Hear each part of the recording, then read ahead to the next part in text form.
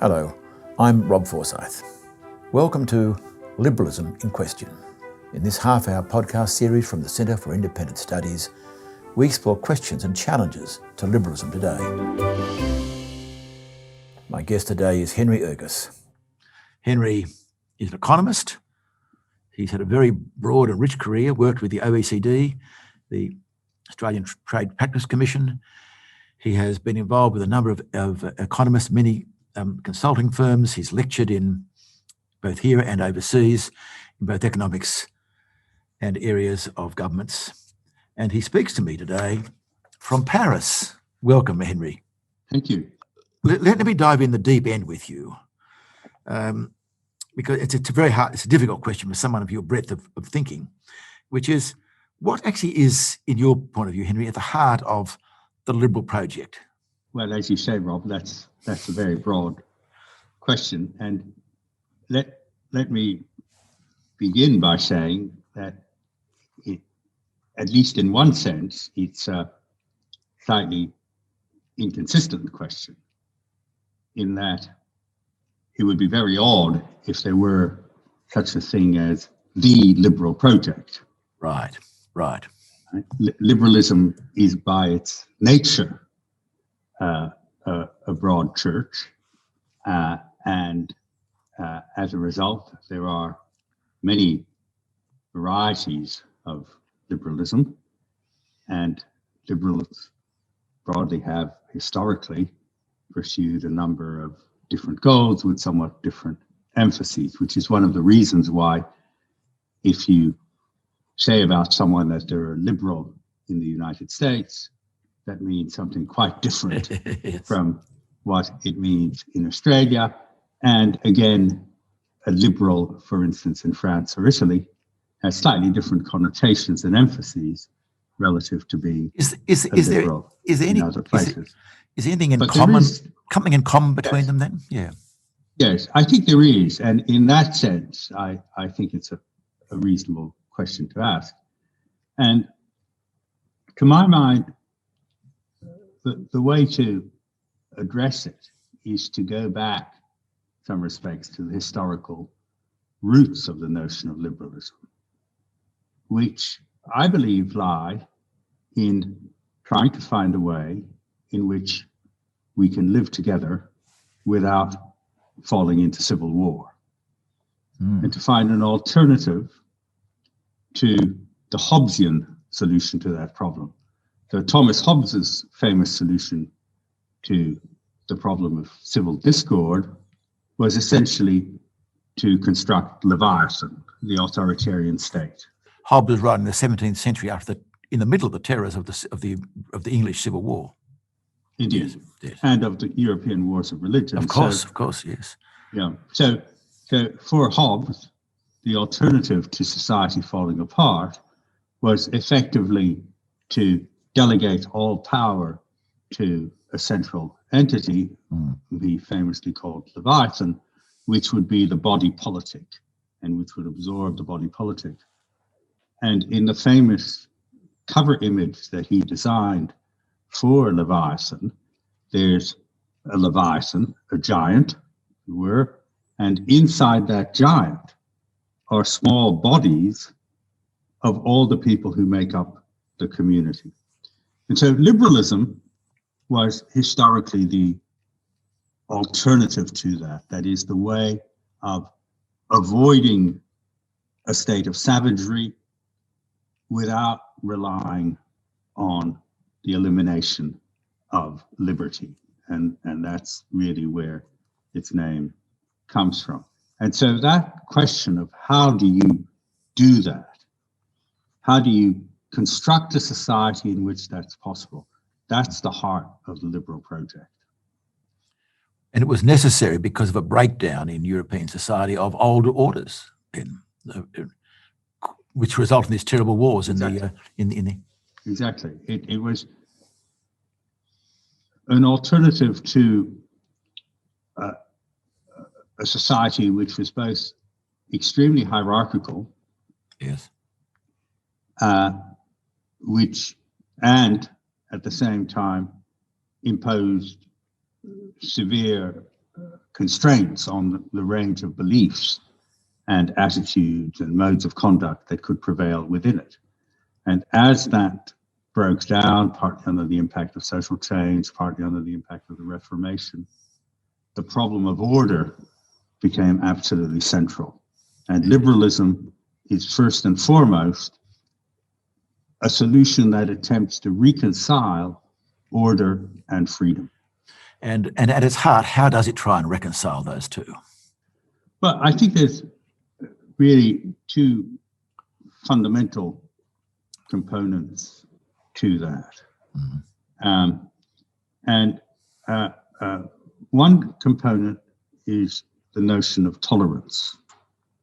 That is, that there are many things that we don't need to agree about, and that we can freely choose for ourselves, and that by freely choosing those things for ourselves, we can find the best way of flourishing as individuals and of flourishing as a community. And the second component of that is the notion of responsibility.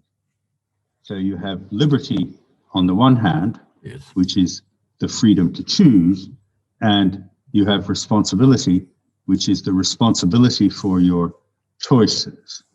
And those two are essentially reconciled through a framework of laws and norms that then make it possible for us both to be free and to live in an orderly and peaceful society. Am I right? The norms, which have to be in common, are not the big picture norms about the purpose of life, the grand visions, which religions and other philosophies, but the norms are a sense of ways of getting on with each other. There are protocols of getting on with each other rather than grand visions of life. Have I got that right? Yes, that's right. In many respects, one of the fundamental notions of what emerged as liberalism was that there is no summum bonum. There is no single overriding purpose that society as a whole has to impose upon individuals, that each person will have his or her own goals and aspirations in life and should be, to that extent, free to pursue them within the constraints of doing so in a manner that allows us to coexist. And it's that balance of freedom and responsibility that makes for the fundamental difficulty and fragility of what you have called the liberal project. In a way, it's not a project. It's one of the key parts of being a liberal, by the sound of what you're saying.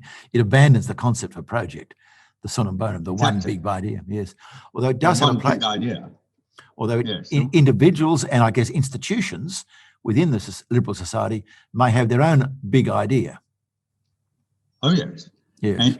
And any society will be comprised of many kinds of institutions and associations, some of which simply exist to facilitate Yes. interaction between individuals, and others which pursue particular goals. Liberalism arose in a very particular part of the world at a particular time and drew upon, I guess, traditions that are there, like, for example, the idea that individual human beings are all of equal worth. Such ideas as these are not natural views. These are contingent, are they not, historically? Oh, absolutely. They are historically very contingent, as can be seen from the fact that there are many societies, including some societies which seem to exist for very long periods of time, in which those views do not prevail. So it was, in that sense, a fairly fundamental transformation of the world. But it was equally a transformation of the world which relied on those views being broadly respected. Yes. We have to respect each other's dignity if we are to live in a society that reconciles freedom and responsibility. We have to be responsible for our actions because they are our actions rather than being mandated by others. Do you think, therefore, that liberalism is a particularly Western concept? You often hear, I have heard it said in other places, those are Western ideas, your ideas of human rights and so forth, to imply that it's not only contingent, but unique to one particular way of thinking, one particular world. Or is liberalism fundamentally universal in its ethos? I think it's, to some extent, both, in the sense that it arose in a Western cradle. Yes. And has therefore been more naturally accommodated in the Western cultural traditions than in others. On the other hand, it appeals to beliefs and instincts and aspirations that are universal. That doesn't mean that we in the West can be complacent about liberalism, because we too have had episodes where we've abandoned it entirely. It's perhaps no accident that some of the worst forms of authoritarianism have arisen in the West. If you think about Nazism or Stalinism, these were ideas that were also birthed in the West. And so we certainly cannot be complacent about being instinctively liberal. No. But there are very deep elements in the Western tradition, and I would say in the Judeo-Christian tradition, that have inclined us to liberalism. Liberalism is really born of two great intellectual currents, one which comes from Athens and one which comes from Jerusalem. From Athens, we got the idea of freedom as non-domination. To be free means that you live according to the rules that you have made. Yes. And from Jerusalem, we got the idea that freedom means being responsible for your actions, that freedom means taking moral accountability for your behavior and living according to moral codes. And those two components have to both be there for freedom and liberalism to be viable. Does liberalism have a future in societies where it doesn't have those historical roots, neither Jerusalem nor Athens? Well, I think the even bigger question, Rob, if I may, please, does liberalism have a future in the society where it does have those roots? Okay. But where those roots have weakened. Yes. Well, I'll ask. Can I ask that question now then? Yeah, that's a great question. I think it's a great question. I think that's the even bigger question. And obviously, no society is static. No. And societies and our lives and our beliefs change all the time. And you know, if you come back to Heraclitus, the Greek philosopher, who said that you never step into the same river twice. Yes. There's an element of truth to that. There is. But I would say with Wittgenstein's famous comment about Heraclitus, that yes, you never step into the same river twice, but a river which lacks any stable banks or canals would not be a river at all. Yes. And so that's the fundamental question. What happens to the great river of liberalism with all of its tributaries and many streams? What happens to it when those banks are eroded? And to some extent, that goes to inherent contradictions or assumptions that underlie liberalism. Liberalism says a very broad range of things are fundamentally a matter of choice. But you can't have a viable society in which you have liberalism for the liberals and cannibalism for the cannibals. the liberals like eating pizza and the cannibals like eating liberals. Eventually, that society Yes. collapses. And that's the fundamental problem that we are grappling with at the moment, that we have, precisely because the liberal answer to most issues is tolerance, we have bred a society in which intolerance is eating tolerance. And that is a very difficult issue for liberals whose strong commitment is to freedom for liberals to deal with. And the only way they can really deal with that is by recognizing, once again, the importance of those underlying social norms that are the banks, The river. and canals through which the river must flow. Let me introduce myself. I'm Rob Forsyth. This is Liberalism in Question. My guest today is Henry Ergas. Henry, this means that there still needs to be, if not an overarching purpose, an underholding fundamental morality in a liberal society, if I could put it that way. Yes, indeed. And it's very difficult to find a serious liberal thinker who did not believe that. Yes. In some cases, they more or less took it for granted, but by and large, that was a central and explicit part of their approach to what they believed by liberalism. So if you think of Tocqueville, Tocqueville wrote at great length about how what made what he called a liberal society, he called it fundamentally an equal society or a democratic society, feasible, but he said ultimately it relies on social mores, Yes. on social internalized social norms. And without those, he thought, you would get two sets of enormous threats. One threat being the threat of just civil strife and factionalism, and at the other extreme, the tyranny of the majority, the belief that you would get conformism and consensus and the progressive narrowing of the scope for diverse opinions to be expressed.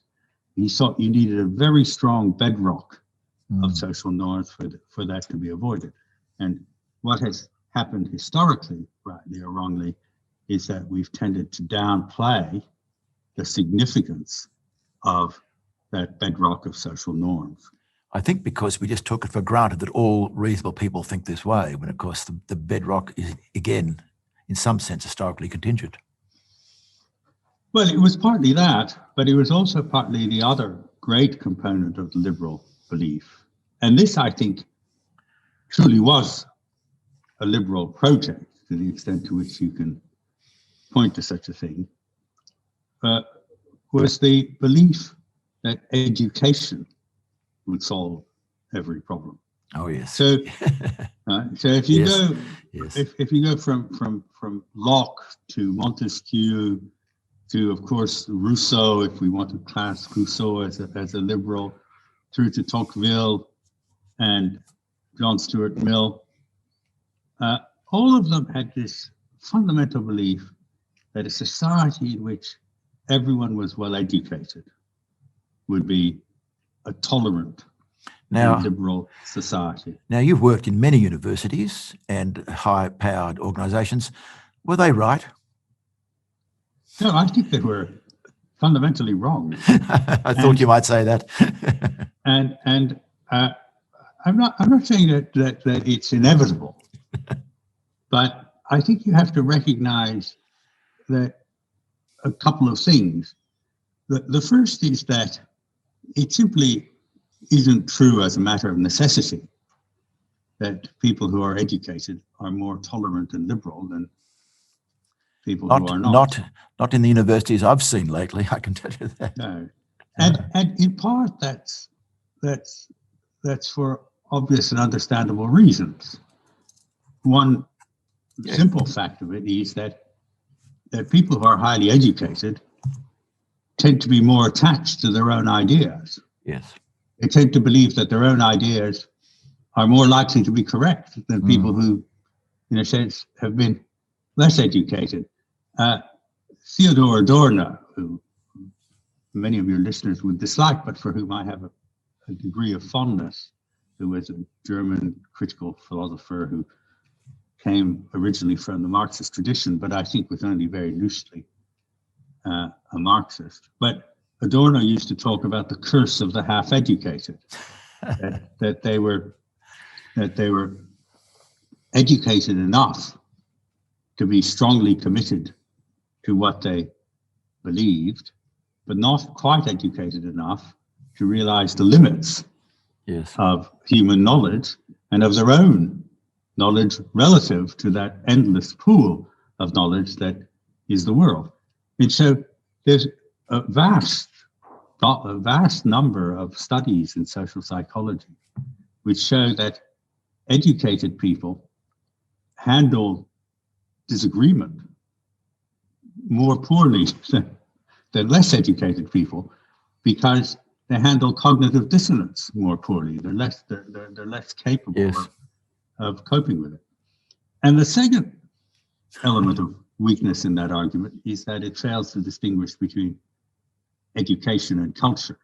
And that ultimately the bedrock of a liberal society is not a liberal education, but a liberal culture. And you can progress education a great deal whilst eroding liberalism's cultural foundations. That's very helpful. I mean, not entirely encouraging, but very helpful nonetheless. Is not one of the great... To be a liberal is to be an optimist about human beings and a pessimist about humanity. And that is, in a sense, where we come from. We have to be optimistic about human beings in the sense of having confidence in their ability to live freely and be responsible. And yet we're pessimistic about what happens when they interact, because we're always fearful that new forms of tyranny will arise, that new forms of oppression will arise, and that we'll succumb to them. There's something also about liberalism that's coming out in this series, that liberalism is not a perfectionist view of the world. It's not an idealistic view of the world. It understands compromise and imperfections will be part of the human condition, rather than there's a program, if only we could do it, would eliminate evil and suffering. Yes. Would you comment further on that, Henry? Oh, yes. I mean, liberalism is almost inherently as a rejection of utopianism. Yes. Because utopianism is the belief that somehow we can recreate paradise on earth, and that requires for any viable paradisical project that we eliminate our differences, that we all share the same goals, that we find ways of avoiding conflict, and so can live in blissful harmony with all scarcity abolished. That is not the road to heaven, that is the road to hell. Yes, I'm going to say that has been the historical experience. I'm just going to say, surely all utopianism has to be based upon violence. Well, in order to get the brand new world, you've got to bring it about violently. Yes. And that's what we've seen with communism, right. And, Nazism, the French terror. Yes. Yes. Can I because move? Essentially liberalism, because utopianism it involves remolding humanity and remaking it into something new, the new man of the Soviet era, or the Aryan of Nazism, whatever it may be. And so there's both a violent break and a goal which justifies the violence that is inflicted so as to make that break. Can I jump to today? Do you see any danger signs of that today in the West? I'm thinking of, on one level, understandable moral concerns about discrimination, about inequality, about sexism, about racism. These are some of the big moral concerns, at least of the public West, of the progressive West. Do you see any dangers in this, or are they fairly benign, these movements? Utopianism has always sprung from and catered to or responded to a deep sense of social injustice of one kind or another. And it's always held out to those who feel that the world is unjust, which it is, has held out the promise of remaking the world into a perfect form. And to that, I think the answer of liberalism is twofold. It's on the one hand that, yes, we can always do better, and that liberalism itself and a liberal society is a way of experimenting with ways and means of trying to do better and of encouraging and permitting not merely social progress, but also moral and ethical and progress. And that has, in fact, happened over time. And so that's the first component to it. And the second component to it is the component or the note of caution. That perfection is not of this world, that human beings are fallible, that aspirations and great dreams may lead to great horrors, and so that we need to be measured in what we do and measured in our expectations of what can be achieved. And so it's the combination of those two that I think is the answer to the pressures that we now face. Many of these pressures seem to me to be immoderate and illiberal, and to create dangers not only for society as such, but also for those who suffer at its hands. Yes. That they will not achieve those solutions, that they will merely result in disappointments, and that they will do so causing a great deal of harm along the way. It's not one of liberalism's problems. It's not, because of its nature, its very nature of bringing into tension two things, freedom and responsibility, its awareness of the imperfection of humanity. It's kind of, it's hard to actively defend against ideals. And often these days lacking, I think, liberalism is lacking strong public defence in the world. It's either taken for granted and therefore become complacent, or it's being blamed for a whole range of economic and other troubles. And hence one does feel that at the moment it's not quite as, it's more under threat than it's been. Do you think that's right? Yes, I do. If I sound slightly ambivalent about that, it's because you're very liberal, being very balanced. Well, it's yes. It's, I would say, for two reasons. First, my instinctive liberalism, but also secondly that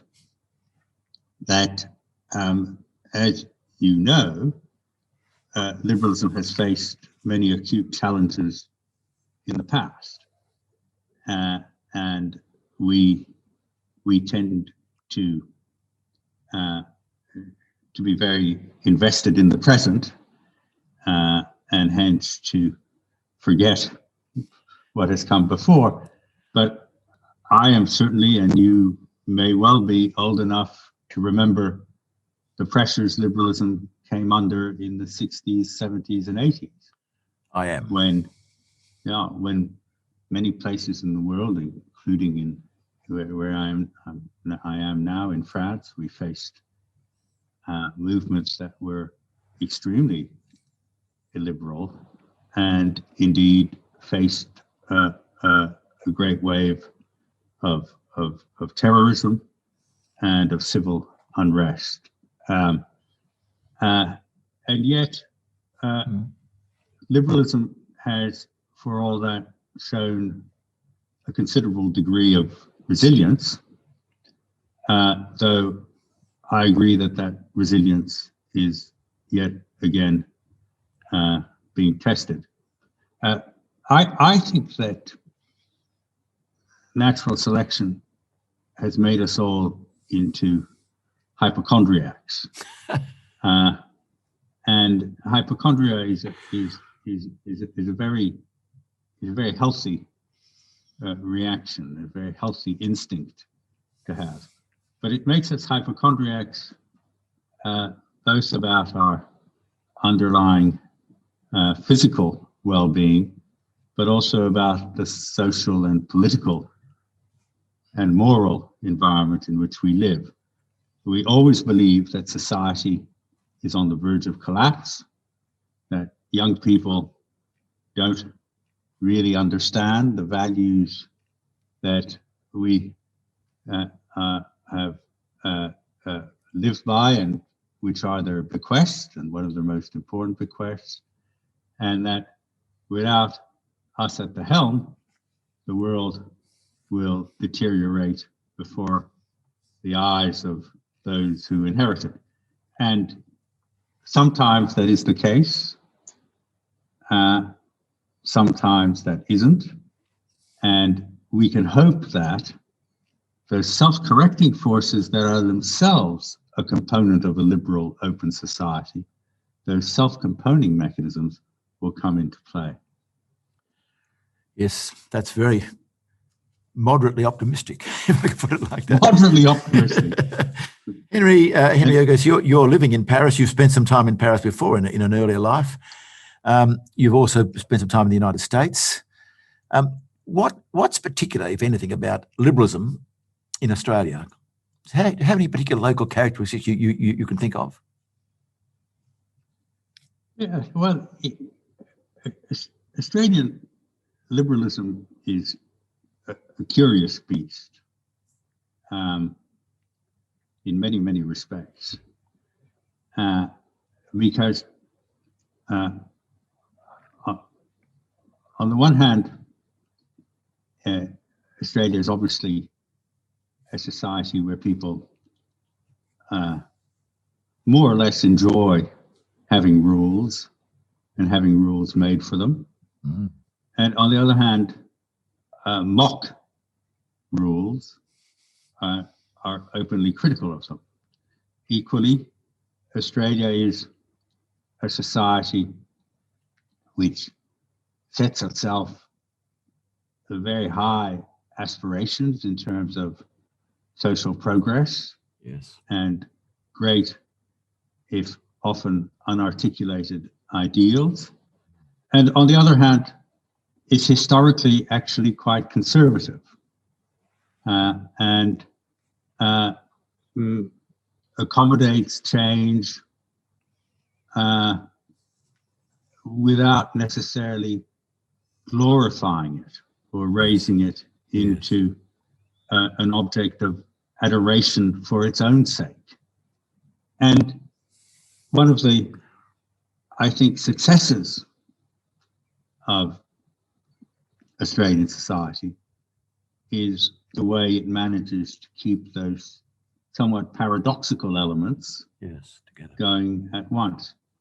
To some extent, I wonder whether that's because it hasn't been, at least, a particularly intellectual society. I was just going to raise that. Yes. It's been a society that, Albert Mestin famously said about Australian labourism that it was socialism without doctrine. But I think you could equally say that about Australian liberalism, that it's liberalism without doctrine. And because neither have been particularly doctrinaire or ideological, though they both had their share of doctrinaires and ideologues. But they've neither has really been that, and the Australian ethos hasn't either invited that or welcomed that. Then perhaps that has made it possible for these paradoxical elements to coexist in a way that's difficult, or that's been very difficult elsewhere. I always think it's striking that if you look at the world from a historical perspective, the rise of great intellectual leaders often leads to conflict and chaos. So it's undoubtedly the case that James I was the most intellectual monarch in British history.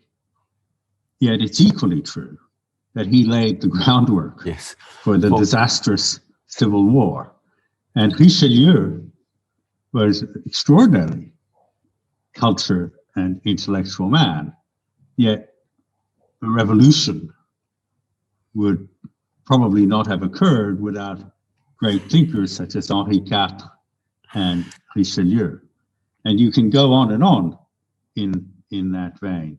Whereas ultimately, countries that have been blessed with a political culture that doesn't ideologize as much, that doesn't intellectualize as much, may have been better able to muddle through. For those of us who are passionate about ideas, or at least very interested in them and believe in them very strongly and think that they're a terrific thing to have and wish we were more highly valued, that's a bit of a letdown and a disappointment. But maybe our disappointment is for the greater good of society as a whole. Henry Ergas, on that remarkably humble conclusion, I want to thank you so much for what's been a very illuminating and ideas-filled Liberalism in Question. This has been another podcast from the Centre for Independent Studies. For decades, the CIS has been an independent voice working to deliver evidence-based policy within a classical liberal framework. We rely solely on the generosity of people like you for donations to advance our cause. Head to cis.org.au to see how you can get involved. I'm Rob Forsyth. Thank you for listening.